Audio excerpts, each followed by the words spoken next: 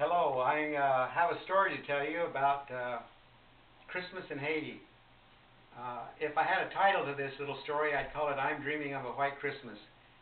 In the year 1978-79, our family spent 8 months in Haiti. Then in the summer of 1980, we moved back there to be full-time residents, and that was my first Christmas I spent in Haiti. In 1980, and I'd like to tell you a story about that. My daughter and I had ridden our motorcycle downtown to meet a friend in the middle of the industrial area, and it really was kind of a shocking Christmas for us because we were missing our friends in Oregon.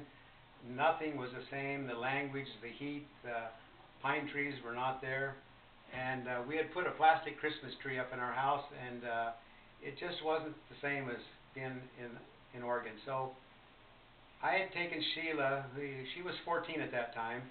We went down and we parked our motorcycle in the shade of a big building, and we tried to be inconspicuous as much as you can be with being a white face in the middle of a black population.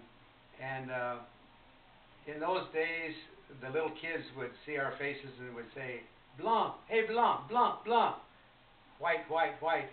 And so we stuck out like a sore thumb. But we hid ourselves in the shadow of this big building, and we were just sitting there waiting to meet a friend. And strange music was playing over a loudspeaker, was blasting away, "I'm Dreaming of a White Christmas." Bing Crosby was singing. And it was kind of a weird situation because we were so far from home, and yet the music was English, and very few people in those days spoke English in that part of Port-au-Prince. And while we were sitting there listening to Bing Crosby, a lady that was about my age took a complete bath in a pothole in the middle of the street. There was a water pipe broken. The water was bubbling out of the pothole about this big. And she washed her legs and her arms. And if a car would come by, she'd move back, and then she'd move back and finish her bath. She washed her hair. The last thing she did was took a mouthful of water, cupped it up, and brushed her teeth with her index finger. And then she went over and did her hair while looking in the rearview mirror of a big truck. And all the time she's singing along with Bing Crosby. And the music was blaring, and the motorcycles and the people and the animals were going by, and many people were singing along with Bing Crosby. Very weird situation. In those days, we lived on a street in Port-au-Prince, and it was a busy street that was dirt road, and the white dust of Christmas would cover everything.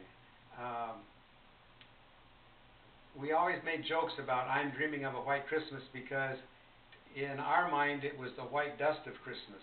After Christmas season is over, we'd take our plastic Christmas tree, put it out in the yard and hose it off because it was all white with dust. Every morning our cat would walk across and leave white footprints on the kitchen cabinets, and so our life was like that.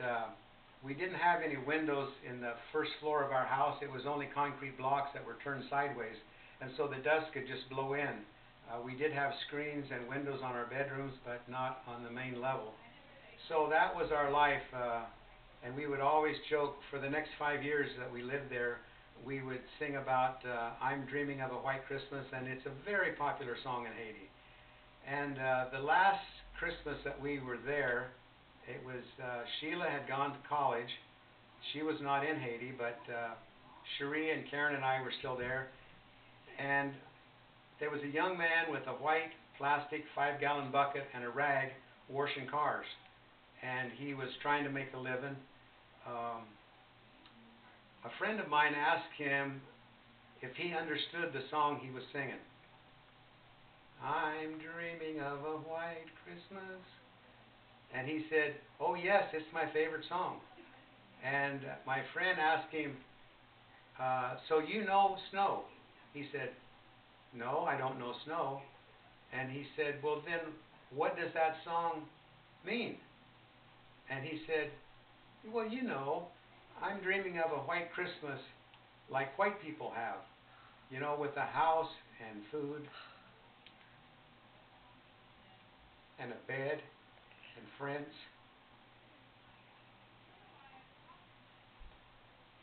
20 of the last 30 years I've lived outside the United States, and I've seen a lot of Christmases in strange places.